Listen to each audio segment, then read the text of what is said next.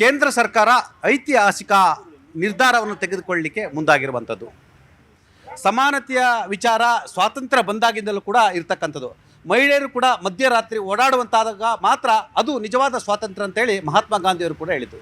ಸಂವಿಧಾನದಲ್ಲಿ ಕೂಡ ಭಾಳಷ್ಟು ಅವಕಾಶಗಳನ್ನು ಮಹಿಳೆಯರಿಗಾಗಿ ಬಾಬಾ ಸಾಹೇಬ್ ಅಂಬೇಡ್ಕರ್ ಕೂಡ ಮಾಡಿರ್ತಕ್ಕಂಥದ್ದು. ಯಾಕಂತ ಹೇಳಿದ್ರೆ ಏಪ್ರಿಲ್ 14ನೇ ತಾರೀಕು ಅಂಬೇಡ್ಕರ್ ದಿನವನ್ನು ಆಚರಿಸ್ತಿರುವ ಸಂದರ್ಭದಲ್ಲಿ ಈ ಮಾತನ್ನು ಹೇಳ್ತಾ ಇದ್ದೇನೆ. ಜೊತೆಗೆ ಮಹಿಳಾ ಮೀಸಲಾತಿಯ ಬಗ್ಗೆ ಇಸ್ವಿ 1996ರಿಂದ ಇಲ್ಲಿಯವರೆಗೂ ಕೂಡ ಚರ್ಚೆ ಆಗ್ತಿರ್ತಕ್ಕಂಥದ್ದು. ಸುಮಾರು 30 ವರ್ಷಗಳ ಕಾಲ 33% ಜಾರಿ ಮಾಡಬೇಕಂತೇಳಿ ಸಂಸತ್ನಲ್ಲಿ ಒಳಗೂ ಮತ್ತು ಹೊರಗೂ ಚರ್ಚೆ ಆಗ್ತಿರ್ತಕ್ಕಂಥ. ಆದರೆ ಈ ದಿನದವರೆಗೂ ಕೂಡ 33% ಮಹಿಳಾ ಮೀಸಲಾತಿಯನ್ನು ಜಾರಿ ಮಾಡಲಿಕ್ಕೆ ಆಗ್ತಿಲ್ಲ. ಈ ಒಂದು ಪುರುಷ ಪ್ರಧಾನ ಸಮಾಜದಲ್ಲಿ ಮಹಿಳೆಯರು ಕೂಡ ಸಮಾನ ಅವಕಾಶವನ್ನು ಕೊಡಬೇಕು ಅಂತೇಳಿ ದೇಶಾದ್ಯಂತ ದೊಡ್ಡ ಚರ್ಚೆ ಆಗ್ತಿರ್ತಕ್ಕಂಥ. ಹಾಗಂತ 50% ಅವರಿಗೇನು ಮೀಸಲಾತಿಯನ್ನು ಕೊಡ್ತಾ ಇಲ್ಲ. ಬಹುತೇಕ 33% ಮಹಿಳಾ ಮೀಸಲಾತಿಯನ್ನು ಈ ಸಂದರ್ಭದಲ್ಲಿ ಜಾರಿ ಮಾಡ್ತಿರ್ತಕ್ಕಂಥದ್ದು. ಹಲವಾರು ರಾಜಕೀಯ ಲೆಕ್ಕಾಚಾರಗಳು ಕೂಡ ನಡೆದಿರ್ತಕ್ಕಂಥದ್ದು. ಚುನಾವಣಾ ಹೊತ್ತಲ್ಲಿ 5 ರಾಜ್ಯಗಳ ಚುನಾವಣಾ ಹೊತ್ತಲ್ಲಿ ಮಹಿಳಾ ಮೀಸಲಾತಿಯನ್ನು ಜಾರಿ ಮಾಡ್ತೀವಿ ಅಂತೇಳಿ ಪ್ರಧಾನಿ ನರೇಂದ್ರ ಮೋದಿಯವರು ಹೇಳೋ ಮುಖಾಂತರ ಮಹಿಳಾ ಮತದಾರರನ್ನು ಸೆಳೆಯುವ ತಂತ್ರದ ಭಾಗವ ಅಂತೇಳಿ ಹಲವಾರು ಪ್ರಶ್ನೆ ಎದ್ದಿರ್ತಕ್ಕಂಥದ್ದು. 1996ರಲ್ಲಿ ರಾಜ್ಯದ ನಾಯಕರಾಗಿರ್ತಕ್ಕಂಥ ಅಂದಿನ ದೇಶದ ಪ್ರಧಾನಿಯಾಗಿದ್ದಂಥ HD ದೇವೇಗೌಡರವರು ಮಹಿಳೆಯರಿಗೆ ಮೀಸಲಾತಿ ಕಲ್ಪಿಸುವ ಸಂಬಂಧಪಟ್ಟಾಗೆ ಲೋಕಸಭೆಯಲ್ಲಿ ಸುದೀರ್ಘವಾಗಿ ಮಾತನಾಡಿದರು. ನಂತರ ಸುಮಾರು 10 ವರ್ಷಗಳ ನಂತರ ಅನೇಕ ಚರ್ಚೆಗಳು ಕೂಡ ನಡೆದು 2008ರಲ್ಲೂ ಕೂಡ ಮನಮೋಹನ್ ಸಿಂಗ್ ಸರ್ಕಾರ ಇದ್ದ ಸಂದರ್ಭದಲ್ಲೂ ಕೂಡ ಈಗಾಗಲೇ ಮಹಿಳಾ ಮೀಸಲಾತಿ 2008 ವಿಧೇಯಕವನ್ನು ತರಲಿಕ್ಕೆ ಮುಂದಾದರೂ ರಾಜ್ಯಸಭೆಯಲ್ಲಿ ಅದು ಪಾಸಾಯಿತು. ಆದರೆ ಲೋಕಸಭೆಯಲ್ಲಿ ಪಾಸಾಗಲಿಕ್ಕೆ ಅವಕಾಶವನ್ನು ಕೊಡಲಿಲ್ಲ. 1996ರಲ್ಲೂ ಕೂಡ ಅವತ್ತಿನ ಅತಿದೊಡ್ಡ ದೇಶದ ನಾಯಕರಾಗಿದ್ದಂಥ ಮುಲಾಯಂ ಸಿಂಗ್ ಯಾದವ್ ಅಂತವರು ಮತ್ತು ಶರದ್ ಯಾದವ್ ಅಂತವರು ಹಾಗೂ ಲಲ್ಲೂ ಪ್ರಸಾದ್ ಯಾದವ್ ಅಂತವರು ವಿರೋಧವನ್ನು ವ್ಯಕ್ತಪಡಿಸಿದರು. ಆದರೆ ಅವರು ಮಹಿಳಾ ಮೀಸಲಾತಿ ವಿರೋಧ ಇಲ್ಲ. ಆದರೆ ಮಹಿಳಾ ಮೀಸಲಾತಿ ಏನಂತಂದರೆ ಎಲ್ಲ ಒಂದು ಕಡೆ ಶ್ರೀಮಂತ ಮಹಿಳೆಯರಿಗೆ ಪ್ರಬಲ ಜಾತಿಯವರು ಮಾತ್ರ ಅದನ್ನು ಬಳಸ್ಕೊಳ್ತಾರೆ, ಅದನ್ನು ರಾಜಕೀಯ ಶಕ್ತಿಯಾಗಿ ಬಳಸ್ಕೊಳ್ತಾರೆ. ಹಾಗಾಗಿ OBC ಮತ್ತು ಅತಿ ಹಿಂದುಳಿದ ವರ್ಗದವರು ಮತ್ತು ಇಲ್ಲೂ ಕೂಡ ಒಳ ಮೀಸಲಾತಿಯನ್ನು ಕೂಡ ಕಲ್ಪಿಸಿದರೆ ಮಾತ್ರ ಮಹಿಳಾ ಮೀಸಲಾತಿಯನ್ನು ಜಾರಿಗೆ ತಂದರೆ ಅನುಕೂಲ ಎಂಬ ಲೆಕ್ಕಾಚಾರಗಳು ನಡೆದಿರ್ತಕ್ಕಂಥದ್ದು. ಈ ನಡುವೆ ಏಪ್ರಿಲ್ 16ರಿಂದ ವಿಶೇಷ ಅಧಿವೇಶನವನ್ನು ಕೇಂದ್ರದ NDA ಸರ್ಕಾರವರು ಇದೀಗ ಮಹಿಳಾ ಮೀಸಲಾತಿ ಜಾರಿಗೆ ತಂದಿರತಕ್ಕಂಥದ್ದು. ಆ ಮುಖಾಂತರ ಇದೀಗ ಪ್ರಧಾನಿ ನರೇಂದ್ರ ಮೋದಿಯವರು ರಾಜಕೀಯ ಅಸ್ತ್ರವನ್ನು ಕೂಡ ಪ್ರಯೋಗ ಮಾಡ್ತಿದ್ದಾರೆ ಎಂಬ ಚರ್ಚೆ ಆಗಿರ್ತಕ್ಕಂಥದ್ದು. ಇಸ್ವಿ 1971ರ ಜನಗಣತಿ ಆಧಾರದ ಮೇಲೆ ಮಾಡ್ತಾರಾ ಅಥವಾ 2026ರಿಂದ ಇತ್ತೀಚೆಗೆ ಆರಂಭ ಆಗ್ತಿರ್ತಕ್ಕಂಥ ಜನಗಣತಿ ಆಧಾರದ ಮೇಲೆ ಮಹಿಳಾ ಮೀಸಲಾತಿಯನ್ನು ಜಾರಿ ತರ್ತಾರಾ ಅನ್ನೋ ಒಂದು ಚರ್ಚೆ ಆಗಿರ್ತಕ್ಕಂಥದ್ದು. ಯಾಕಂತ ಹೇಳಿದ್ರೆ ಕ್ಷೇತ್ರ ಪುನರ್ವಿಂಗಡಣೆ ಎಂಬ ಅತಿದೊಡ್ಡ ರಾಜಕೀಯ ಅಸ್ತ್ರವನ್ನು ವಿಪಕ್ಷಗಳ ಮೇಲೆ ಬಿಡುವ ಮುಖಾಂತರ ಎಲ್ಲೊಂದು ಕಡೆ ದಕ್ಷಿಣ ರಾಜ್ಯಗಳ ಮತದಾನ ಮತ್ತು ದಕ್ಷಿಣ ರಾಜ್ಯಗಳ ಬಹುಮತ ಅಗತ್ಯ ಇಲ್ಲ. ಆ ಮುಖಾಂತರ ಉತ್ತರ ರಾಜ್ಯದ 7 ರಾಜ್ಯಗಳಲ್ಲಿ ಅತಿ ಹೆಚ್ಚು ಸ್ಥಾನಗಳನ್ನು ಕೊಡುವ ಮುಖಾಂತರ BJP ಎಲ್ಲೊಂದು ಕಡೆ ಅಧಿಕಾರ ಹಿಡಿಯುವ ತಂತ್ರ ಎಂಬ ಮಾತು ಕೂಡ ನಡೆದಿರ್ತಕ್ಕಂಥದ್ದು. ಈ ಎಲ್ಲದರ ಬಗ್ಗೆ ಇವತ್ತು ನಾವು ವಿಸ್ತೃತವಾಗಿ ಚರ್ಚೆಯನ್ನು ಮಾಡ್ತಿದ್ವಿ. ಮೇಡಮ್, ಮಹಿಳಾ ಮೀಸಲಾತಿ, ನೀವು ಕೂಡ ಮಹಿಳೆಯರು ಇರ್ತಕ್ಕಂಥದ್ದು, ಮಹಿಳಾ ಮೀಸಲಾತಿ ಜಾರಿಗೆ ಮಾಡಲಿಕ್ಕೆ ಈಗ ಕೇಂದ್ರ ಸರ್ಕಾರ ನಿರ್ಧಾರ ಮಾಡಿರುವಂಥದ್ದು. ಮಹಿಳಾ ಮೀಸಲಾತಿ ಅನ್ನೋದು ಇದೊಂದು ಐತಿಹಾಸಿಕ ಹೆಜ್ಜೆ. 30 ವರ್ಷದ ಕನಸು ಈಗ ನನಸಾಗ್ತಿದೆ ಅನ್ನೋದನ್ನು ಇಡೀ ದೇಶದ ಮಹಿಳೆಯರದನ್ನು ಒಪ್ಕೋಬೇಕು. ನಾವೆಲ್ಲ ನಿಜವಾಗ್ಲೂ ಇದನ್ನೊಂದು ಸಂಭ್ರಮಾಚರಣೆ ಮಾಡಿದರೂ ತಪ್ಪಾಗಲ್ಲ ಅಂತ ನನ್ನ ಒಂದು ಅನಿಸಿಕೆ.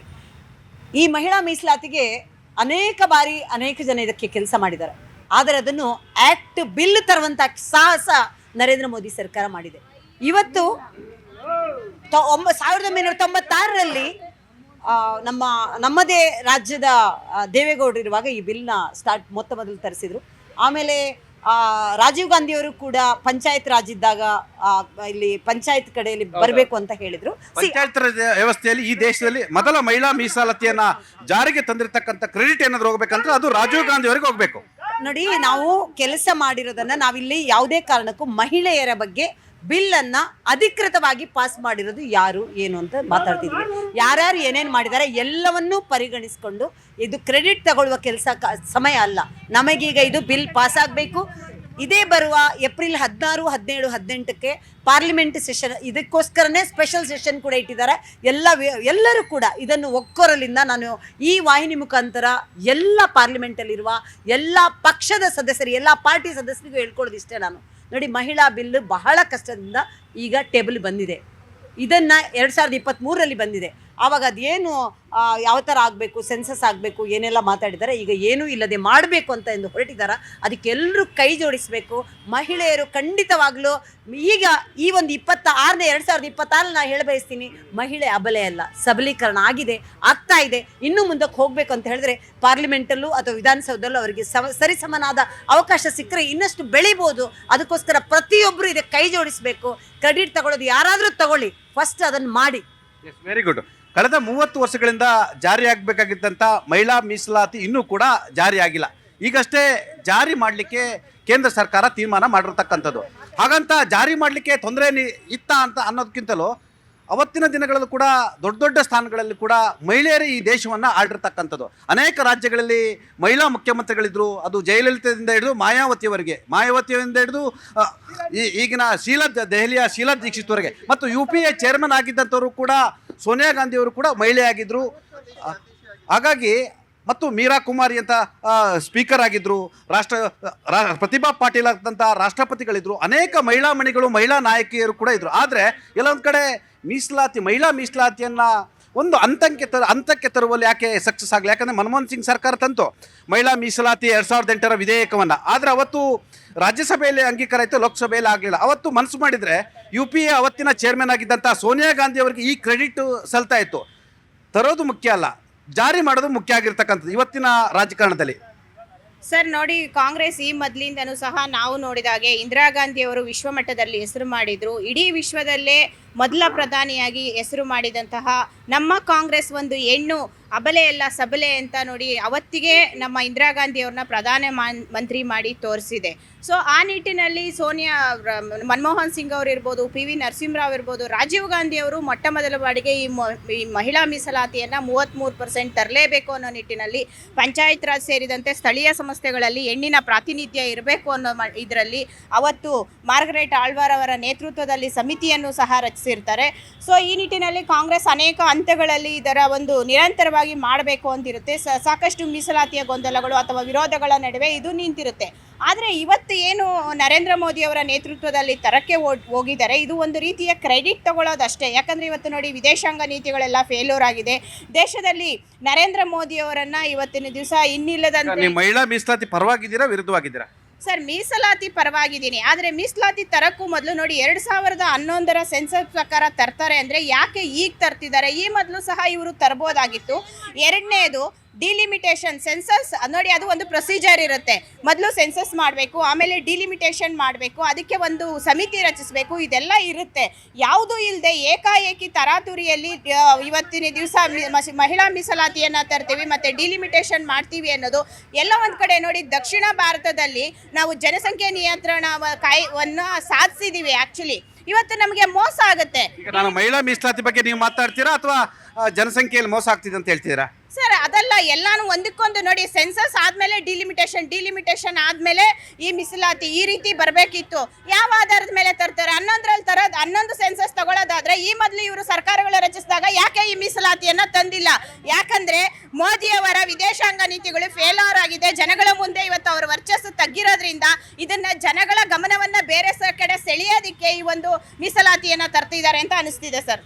ಎಸ್, ಅವ್ರು ಹೇಳ್ತಿದ್ದಾರೆ ಅಟೆನ್ಷನ್ ಡೈವರ್ಟ್ ಮಾಡೋಕ್ಕೆ ಮೀಸಲಾತಿಯನ್ನು ತರ್ತಾ ಇದ್ದಾರೆ ಅಂತ ಹೇಳ್ತಿದ್ರು. ಅವ್ರದ್ದೇ ಸರ್ಕಾರಗಳಿದ್ದು, ಕಾಂಗ್ರೆಸ್ನ ಸರ್ಕಾರಗಳಿದ್ದು ದೇಶವನ್ನು ಸುಮಾರು ಇಂಡಿಪೆಂಡೆಂಟ್ ಕಾಂಗ್ರೆಸ್ ಸುಮಾರು 47 ವರ್ಷ ಈ ದೇಶವನ್ನು ಆಡಿರ್ತಕ್ಕಂಥದ್ದು. ಈ ಮಹಿಳಾ ಮೀಸಲಾತಿ ಪರವಾಗಿ ತಾವು ಇದ್ದೀರಾ ಇಲ್ವಾ, ಅಥವಾ ನಿಮ್ಮ ನಾಯಕರು ಇದ್ದಾರಾ ಇಲ್ವಾ? ಇದ್ದೀವಿ ಸರ್, ನಮ್ಮ ಪಕ್ಷನೂ ಇದೆ, ನಾವು ಇದ್ದೀವಿ. ಮಹಿಳಾ ಮೀಸಲಾತಿ 33% ಇರೋದು, 50% ಬೇಕೇ ಬೇಕು. ನಾವು ಅವಾಗ ಸಮಾನ ಆಗ್ತೀವಿ ಸರ್. ಈಗ ಈ ಪುರುಷ ಪ್ರಧಾನ ರಾಜ್ಯ ಆಡಳಿತದಲ್ಲಿ ಮಹಿಳೆಯರಿಗೆ ಏನು ಅನುಕೂಲಗಳಾಗಿದೆ? ಇವತ್ತು ಒಂದು ಮಹಿಳೆ ಆಟೋ ಓಡಿಸೋದಿಂದ ಫ್ಲೈಟ್ ಓಡಿಸೋ ತನಕನೂ ಇದ್ದಾಳೆ. ಎಲ್ಲ ರಂಗದಲ್ಲೂ ಮುಂದೆ ಇದ್ದಾಳೆ. ಅಂಥವ್ಳಿಗೆ ಮೀಸಲಾತಿನ ಇವ್ರು 50% ಕೊಡೋದಕ್ಕೆ ಯಾಕೆ ಹಿಂದೆ ಮುಂದೆ ನೋಡ್ತಾ ಇದ್ದಾರೆ? ಇವ್ರಿಗೆ ಭಯ ಸರ್. ಮಹಿಳಾ ಮೀಸಲಾತಿ 50% ಕೊಟ್ಟರೆ ಇದು ಪುರುಷರಿಗೆ ಅನ್ಯಾಯ ಆಗಿಬಿಡುತ್ತೆ. ಅವ್ರ ಪಕ್ಷದಲ್ಲಿರೋ ಹೆಣ್ಣು ಮಕ್ಳುಗಳೇ ಬೆಳಿಬೇಕು ಅನ್ನೋ ಉದ್ದೇಶ ಇಟ್ಕೊಂಡು ಈ ಥರ ಮಾಡ್ತಾ ಇದ್ದಾರೆ. ನಮಗೆ 50% ಮೀಸಲಾತಿ ಬೇಕೇ ಬೇಕು. ಹೆಣ್ಣು ಮಕ್ಳುಗಳು ರಾಜ್ಯ ಆಡಳಿತಕ್ಕೆ ಬಂದ್ರೇ ನಮ್ಮ ರಾಜ್ಯದ ಸಿಸ್ಟಮ್ ಸರಿ ಹೋಗುತ್ತೆ ಅಂತ ನಾನು ಹೇಳ್ತೀನಿ. ದೇಶದಕ್ಕೂ ಅಷ್ಟೇ, ನಮ್ಮ ಕನ್ನಡ. ಇದು ಪುರುಷ ಪ್ರಧಾನ ಸಮಾಜ, ನಿಮ್ಮದೇ ಎಲ್ಲ ಪಾರುಪತ್ಯ, ಎಲ್ಲ ಮಹಿಳಾ ಮೀಸಲಾತಿ ಬೇಕು ಅಂತ ಹೇಳ್ತೀರಾ. ಮಹಿಳೆಯರ ನಿಮ್ಮ ಮನೆಗಳಲ್ಲಿ ಅಡುಗೆ ಮಾಡೋಕ್ಕೆ ಇಟ್ಕೊಂಡಿದ್ದೀರಾ. ಈಗ ಇವತ್ತೇನು ಇವರೇ ಏನೋ ಹೊಸದಾಗಿ ತಂದಿರೋ ಥರ ಮಾತಾಡ್ತಾರಲ್ಲ. 1989ರಲ್ಲಿ ರಾಜೀವ್ ಗಾಂಧಿ ಅವರು ಇದನ್ನು ಪ್ರಪ್ರಥಮವಾಗಿ ಪಂಚಾಯತ್ ರಾಜ್ಗಳಲ್ಲಿ ತರಬೇಕು ಅಂತ ಹೇಳ್ಬಿಟ್ಟು ಒಂದು ಕನ್ಸನ್ನು ಇಟ್ಟಿದ್ರು. ಆಗ ಇದ್ದಂಥ ತೊಡಕಿನಲ್ಲಿ ಅದು ಮಾಡೋಕ್ಕೆ ಸಾಧ್ಯ ಆಗಿರಲಿಲ್ಲ. ಅವಾಗ ಏನು ಮಾಡಿದ್ರು, 73, 74ನೇ ತಿದ್ದುಪಡಿಯನ್ನು ಸರಿಪಡಿಸಿದ ನಂತರ 1992 ಹಾಗೂ 93ರಲ್ಲಿ 33% ರಿಸರ್ವೇಷನ್ ವುಮನ್ಗೆ ಲೋಕಲ್ ಬಾಡಿಯಲ್ಲಿ ತಂದಿದ್ದು ಪ್ರಪ್ರಥಮವಾಗಿ ಅದು ರಾಜೀವ್ ಗಾಂಧಿ ಅವ್ರು ಮಾತ್ರ. ಅದು ಇವತ್ತು ನೀವು ಹೇಳ್ತೀರ ನರೇಂದ್ರ ಮೋದಿ ಅಂತ, ಅದು ಅಲ್ಲವೇ ಇಲ್ಲ. ಅವತ್ತಿನಿಂದನೂ ನೀವು ಲೋಕಲ್ ಬಾಡಿಯಲ್ಲಿ ತೆಗೆದು ನೋಡಿ. ಸಾರಿ, ನಿಮಗೆ ಮಾಹಿತಿಯ ಕೊರತೆ ಇದೆ ಮೇಡಮ್, ದಯಮಾಡಿ ನೀವು ಹಿಂದೆ ಇದ್ದಂಥ ಹಿಸ್ಟ್ರಿನ ತೆಗೆದು ನೋಡಿ. 92ರಿಂದ 93ವರೆಗೂ ಲೋಕಲ್ ಬಾಡಿ ಎಲೆಕ್ಷನ್ ಅಲ್ಲಿ 33% ರಿಸರ್ವೇಷನ್ ಕೊಟ್ಟಂತದ್ದು ರಾಜೀವ್ ಗಾಂಧಿ ಅವರು, ನೀವಲ್ಲ. ಆ ಒಂದು ಮಾಹಿತಿನ ದಯವಿಟ್ಟು ತಿಳ್ಕೊಂಡು ನೋಡಿ. ಇವತ್ತು ಮಹಿಳೆಯರಿಗೆ ನಿಜವಾಗ್ಲೂ ಇಷ್ಟು ವರ್ಷ 7 ಸರಿ ಅವರಿಗೆ ಕಂಪ್ಲೀಟ್ ಆಗಿ ಇದಿತ್ತು, ಏನು ಟೋಟಲ್ ಆಗಿ ಮೆಜಾರಿಟಿ ಇತ್ತು.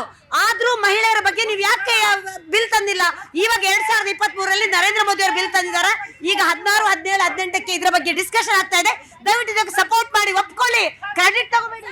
ಎಸ್ ಮೇಡಮ್, ಈಗ ಮಹಿಳಾ ಮೀಸಲಾತಿ ಜಾರಿ ಆಗ್ಬೇಕಾ ಅಥವಾ ಅಟೆನ್ಷನ್ ಡೈವರ್ಟ್ ಆಗ್ಬೇಕಾ? ಮಹಿಳಾ ಮೀಸಲಾತಿ ಜಾರಿ ಆಗ್ಬೇಕು. ಇವರು ಸದನದಲ್ಲಿ ಸರ್ವಮತದೊಂದಿಗೆ ಅಂಗೀಕಾರಗೊಳಿಸ್ತೀವಿ ಅಂತ ಸಭೆ ಕರೆದಿರೋದು ಬಹಳ ಸಂತೋಷದ ವಿಷಯ.